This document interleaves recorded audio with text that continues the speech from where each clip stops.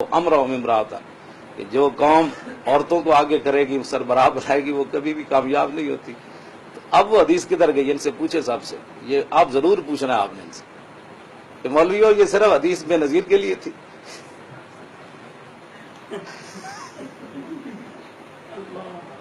ہاں، یہ سب سے اہل حدیثوں سے بھی پوچھنا ہے جو حدیث سے باہر نہیں نکلتے، کہتے جو حدیث میں لکھا ہم نے ان سے یہ ضرور پوچھنا ہے کہ مولانا وہ بخاری کی حدیث ضعیف ہو گئی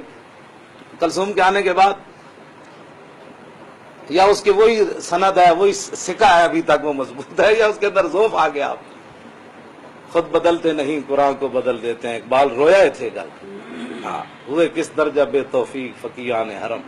اقبال کہنے لگا یہ خود تو بدلے نہیں لیکن جیسے زمانہ بدلا ہے مولوی نے قرآن حدیث بھی ساتھ بدلتے ہیں۔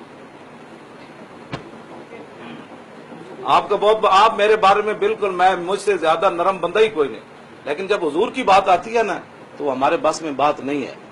ہاں وہ میں آپ کو سچی بات بتاؤں، باقی مجھ سے زیادہ مسکین کوئی نہیں، ہاں جی، لیکن جب حضور کی بات آتی ہے تو میں نے قرآن اور پکا حافظ ہوں نا، اب مجھے ترجمہ بھی آتا ہے، اب میں کیسے ان آیتوں کو پیچھے کر کے حالات کے مطابق کوئی صدر رہنا ہے یہاں؟ سوال تو آخر یہی ہونا ہے نا۔ اقبال نے علم الدین کو کہا تھا، اس کے بند کھول کر کہا تھا کہ یار میں نے اپنی ذاتی سفارش پر تجھے لاہور لے آیا ہوں، انگریزوں نے تو لاوارسوں قبرستان میں تجھے دفن کر دیا تھا، شخصی ضمانت تھی نا اقبال، تو اس نے بند کھول کے کہا کہ تحریک لبیک پاکستان کانفرنس جاری تھی، آپ نے ملاحظہ کی۔ ابھی آپ کو خبر دیں کہ سپریم کورٹ نے NXO